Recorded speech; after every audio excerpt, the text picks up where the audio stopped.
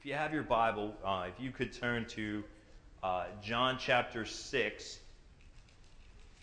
John chapter 6. John chapter 6 is actually probably one of the most famous, contains some of the most famous stories that Jesus does. Anybody that's has any Sunday school experience knows some of the stories that are. Excuse me for a second. What's going on here? Okay, there we go. Knows the stories that are in John chapter 6. So when it opens, what we've got is the very first story is we've got Jesus feeding the 5,000.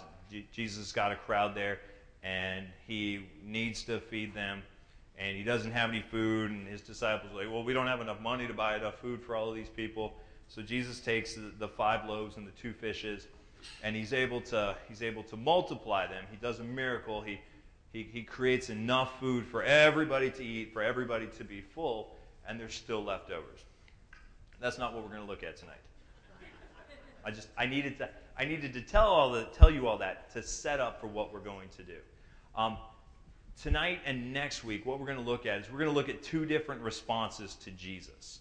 I've shared with you as we've gone through this study that anybody who comes in contact with Jesus never leaves the same way. And there's always 2 responses that you can have to Jesus. You can either accept him or you can reject him. And tonight what we're going to look at is we're going to look at a true response to Jesus. What it looks like when somebody comes in contact with Jesus and accepts him for who he is. Next week we're going to look at the opposite. What happens when someone comes in contact with Jesus and chooses to reject him or have a false response. But where we're going to start is we're going to look at John chapter 16, verses 20. Let me start over. John 6, 16 through 21. I'm actually going to back up to verse 15 because that kind of sets our context. But we're going to read down through verse 21. And it says this: When Jesus therefore perceived they would come and take him by force to make him a king, he departed again into a mountain. Himself alone. And when even was now come, his disciples went down unto the sea, and entered into a ship, and went over the sea toward Capernaum. And it was now dark, and Jesus was not come to them. And the sea arose by reason of a great wind that blew. So when they had rowed about 25 or 30 furlongs, they see Jesus walking on the sea, and drawing nigh unto the ship, and they were afraid. But he saith unto them, It is I, be not afraid. Then they willingly received him into the ship, and immediately the ship was at the land whither they went. All right, so we're going to break this into 2 different parts here. If you got your study sheet, you'll see that, like I said, it's not nearly as pretty as previous weeks. It doesn't have that nice heading at the top. This is what you get when I do it. When Pat does it, it's nice. But we're going to break this into 2 parts. We're going to look at the supernatural sign, the supernatural activity that Jesus did, and then we're going to look at the disciples' response to what was taking place. And the first thing we see here in verse 15 is that the crowd was trying to make Jesus their king by force. Okay, so as I told you, we had this miracle. He fed them. He gave them all this food, and the people liked it. They're like, hey, this is a good dude to have around. I mean, we come and we hear him. He talks good. That's not good grammar, but he talks well. He's interesting to listen to. We like what he has to say. And not only that, the guy's got fish sandwiches. And not just, he's got the best fish sandwiches, and there's lots of them. And so we can come hear him, and he's going to feed us, and it's going to be great. And so they decided what they wanted to do was they wanted to make him their king. They were like, okay, let's grab him, let's make him their king. And Jesus knew that this was going to happen. And he knew that it wasn't his time, and it wasn't the way that it was supposed to go down. So he did 2 things. The first thing he did was that Jesus escaped for the mountains. You see that in a verse, I believe it's in verse 15. He departed again into the mountains. So Jesus escaped to the mountains. He had to get out of there because he knew if he didn't, that things were going to happen, but not the way that he wanted them to, not the way that God had planned. And then the second thing we see, and we don't actually see it here, in Matthew chapter 14, we have a parallel telling of this story. And we see that Jesus sent the disciples away as well. And the reason that Jesus had to send the disciples away was because he knew that his disciples had a tendency to get caught up in things. And so it was very likely that they were going to see what the crowd was doing and go, hey, this isn't a bad idea.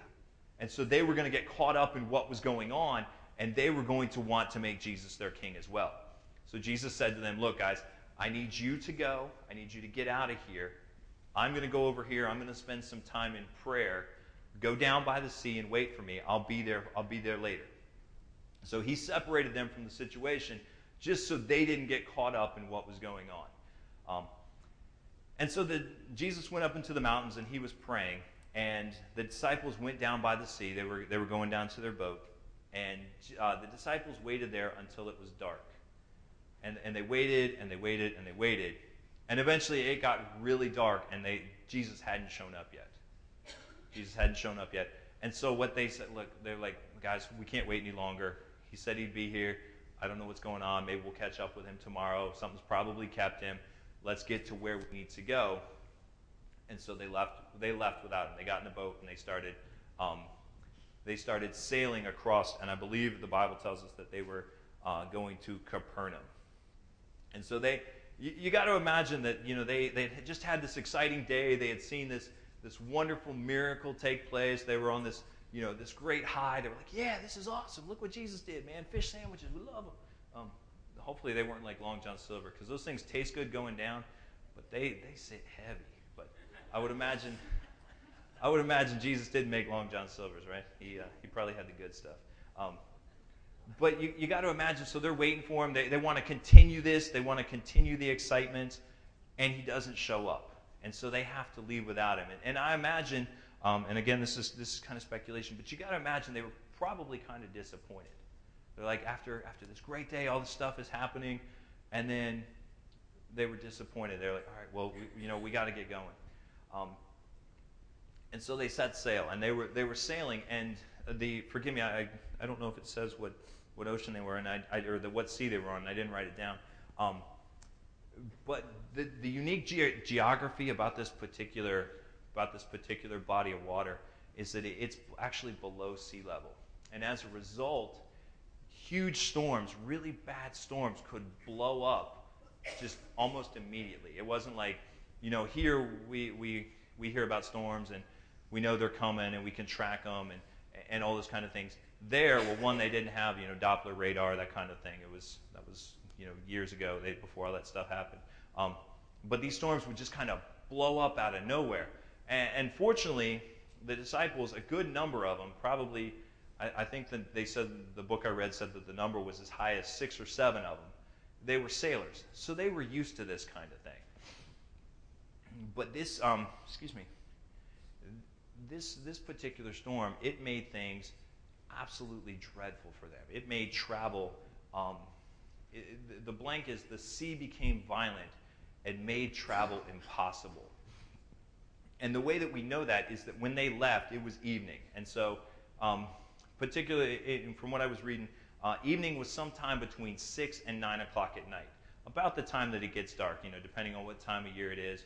Right now it gets dark around 6, but or different times of year it gets dark around 9 o'clock. So sometime between 6 and 9 o'clock, they set sail. According to verse 19, so when they had rowed about 5 and 20 or 30 furlongs, they see Jesus walking on the sea.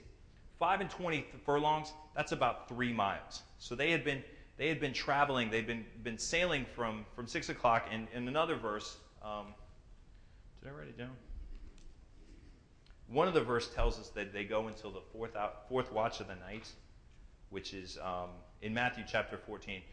They go until the fourth watch of the night, which is sometime between 3 and 6 o'clock.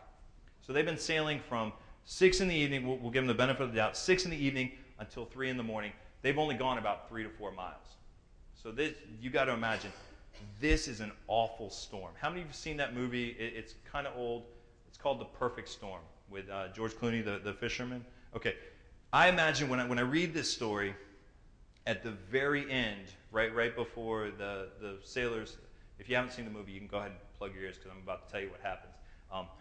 At the very end, when all of the sailors perish, that huge wave that's coming, and you see it, and it's awe-inspiring. That's kind of what I imagine is going on here. These guys are trained sailors. They're trying to get to where they need to go, but it's taken them, let's see, 6 to 3, so that's 6 hours. It's taken them 9 hours. They've gone 3 miles. That's like me running, right, Tina? No, I'm not really that bad. But 9 hours to go 3 or 4 miles. Okay, so this is a massive storm. It's very bad, and you got to imagine that the disciples at this point were very discouraged. Okay, they were discouraged because they had to leave Jesus. They're in the boat. They're trying to get across the sea. It's taken them 9 hours. They've only gone 3 miles.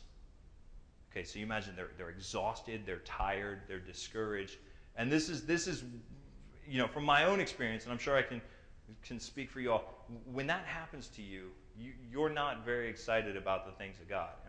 Would you agree with me when I say that?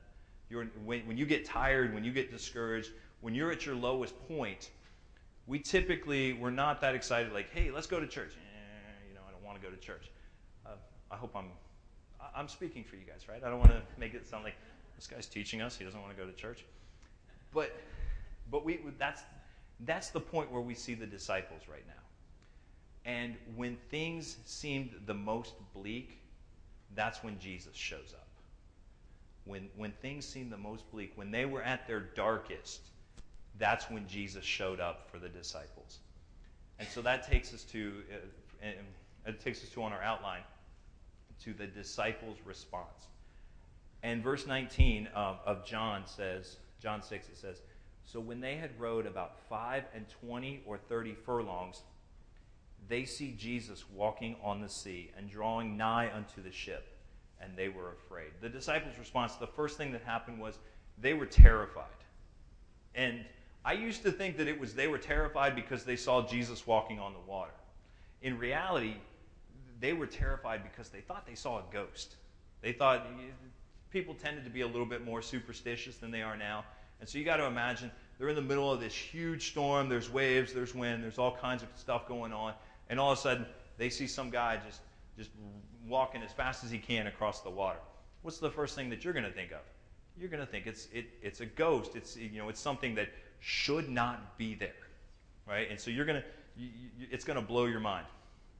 And so what Jesus did was Jesus immediately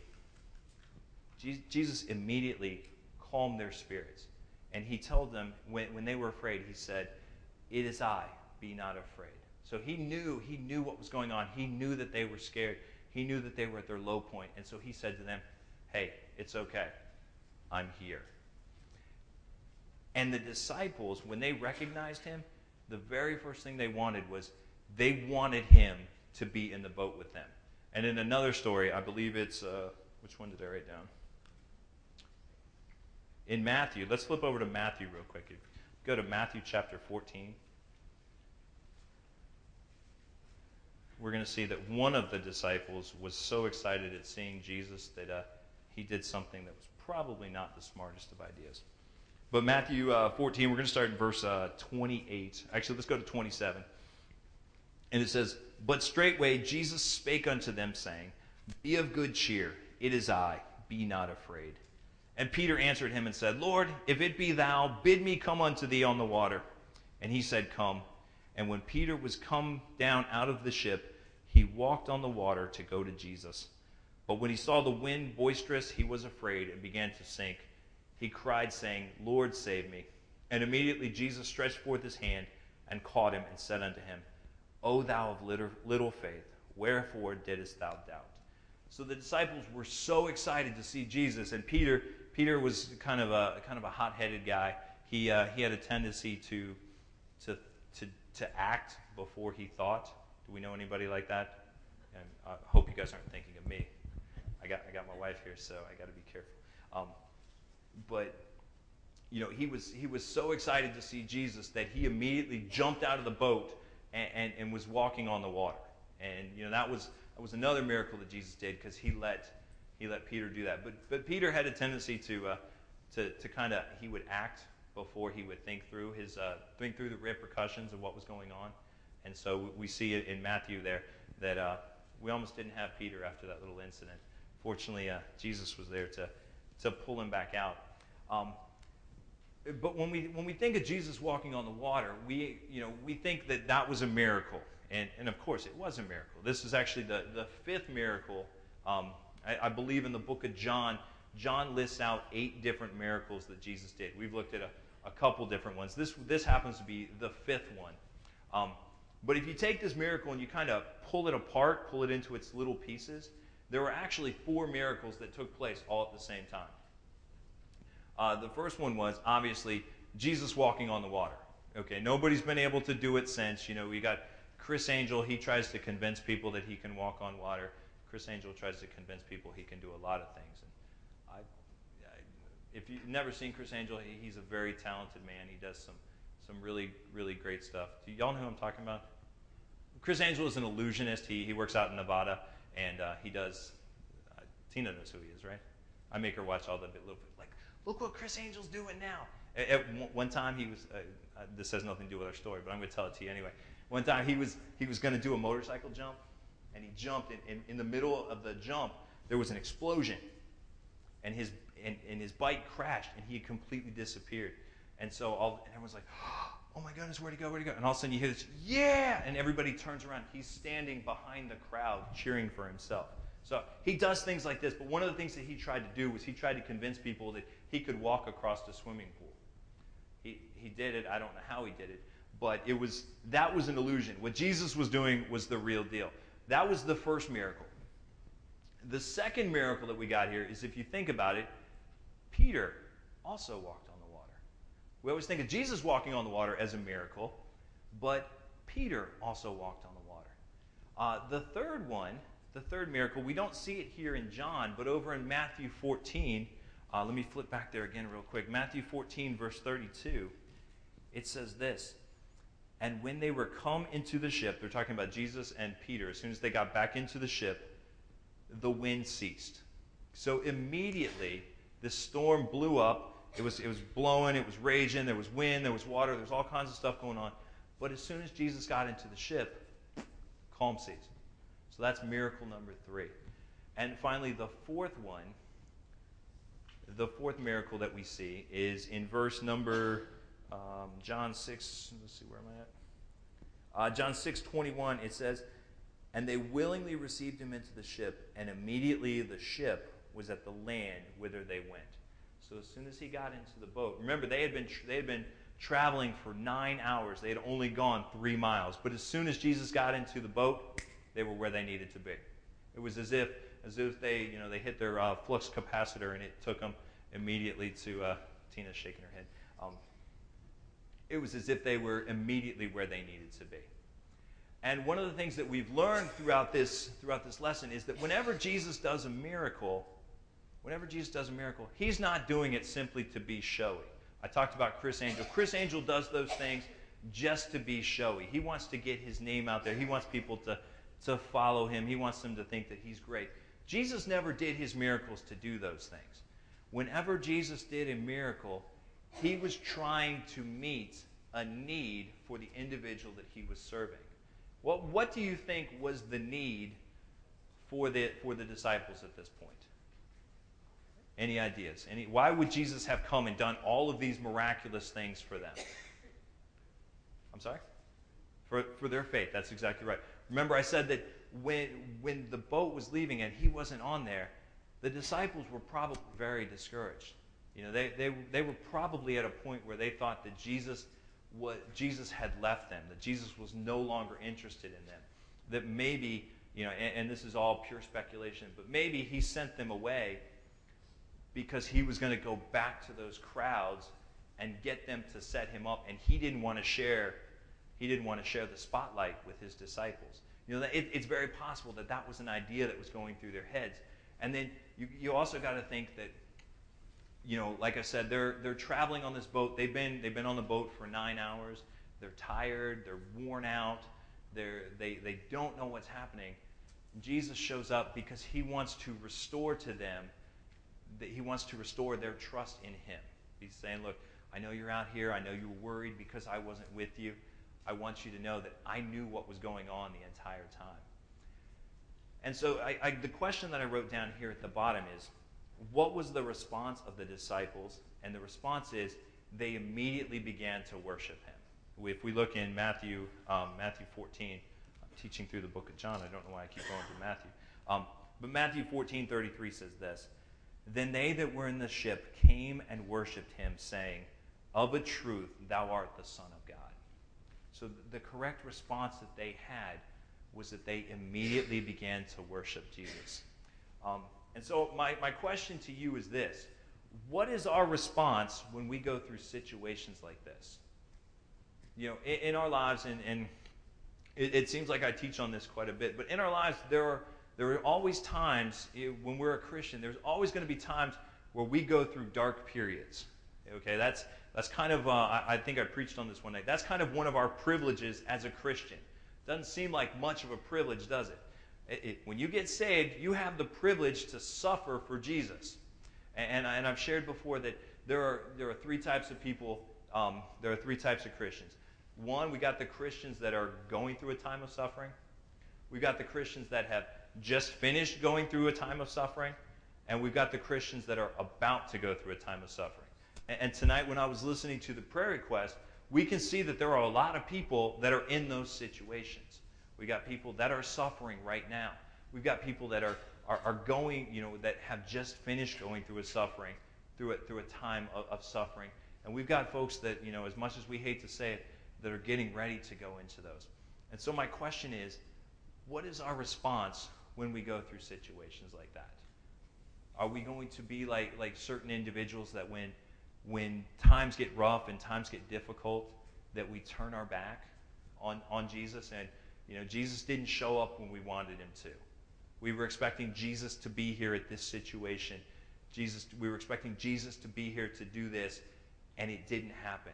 What is our response going to be in that situation? I've shared before about my friend Patrick, and I don't know if he's going to watch this or not, but so Patrick, I hope you don't mind. My friend Patrick was in college. He was one of the strongest Christians I knew. He was one of the strongest. He spent a lot of time in prayer. He was working on memorizing the book of Romans. He was one of the strongest Christians I knew. When he got out of school, he began to pray for different things, and God didn't answer his prayers the way he wanted them to. And he went through some difficult times, and for a time, he walked away from what he believed. He began to look into other faiths. He just rejected his faith right out. He began to do things that I never expected that Patrick would do. Now, fortunately, our God is gracious, and as a result of God's mercy to him, Patrick remained safe during that time, and I'm glad to tell you that Patrick has since come back to his faith. And while he may not be as strong as he once was, at least, he has come back to his faith. But there are many people who, when they go through difficult times like that, they walk away. Or we've got people that when they go through those difficult times, they have very serious doubts. They begin to doubt their salvation. They begin to doubt that Christ loves them at all. Like, why in the world would this happen? If you love me, God, why are you putting me through this situation?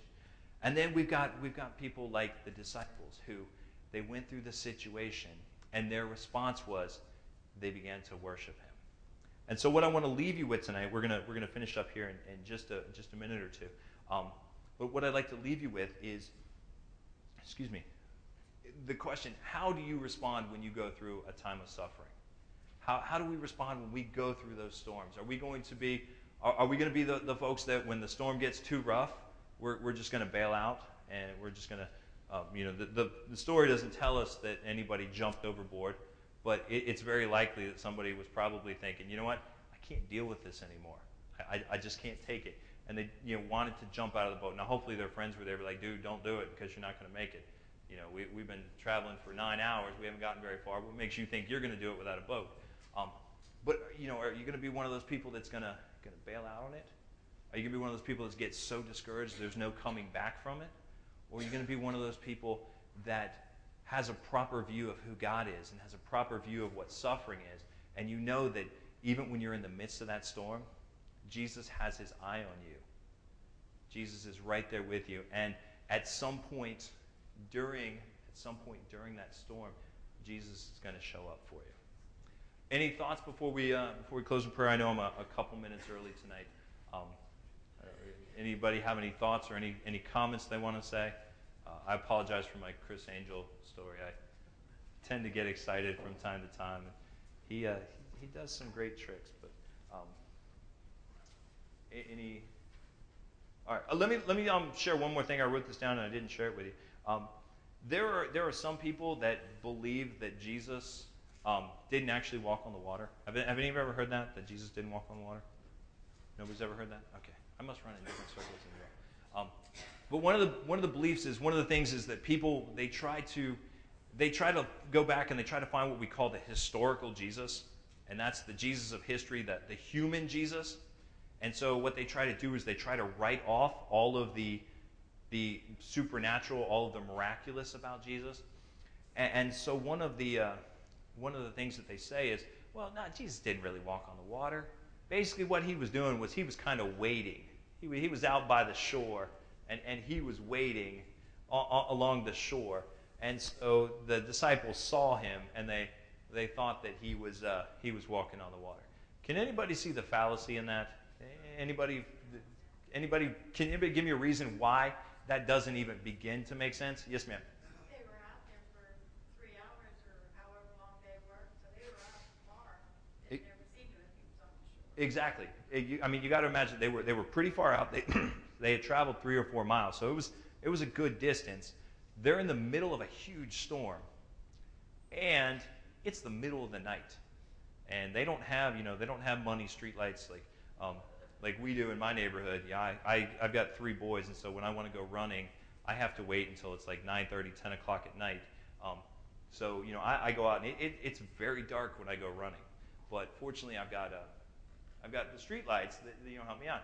I can't imagine that they had street lights on the beach there to help them see. So I mean, just the idea, and then you got to imagine that it says that Jesus was in the boat. If he was on the shore, how did he get to the boat? I mean, it took them 9 hours to go 3 miles. How did Jesus get from the shore to the boat that quick? It's not like he had Miami Vice boat or anything like that. All right. Anyway, so that's neither here nor there. I'll leave you with that little tidbit. Any final thoughts before we close in prayer? Okay. Next week, if you want to get a head start on what we're going to read, we're going to be looking at verses. We're going to be still in chapter 6, and we're going to look on from verse 21. I'm not going to say through the end of the chapter because that would be 50 verses, and that'd be a lot to cover in one night. But it certainly wouldn't hurt you to read the rest of the chapter. So if you want to do that just to get a head start for next week, that would be great.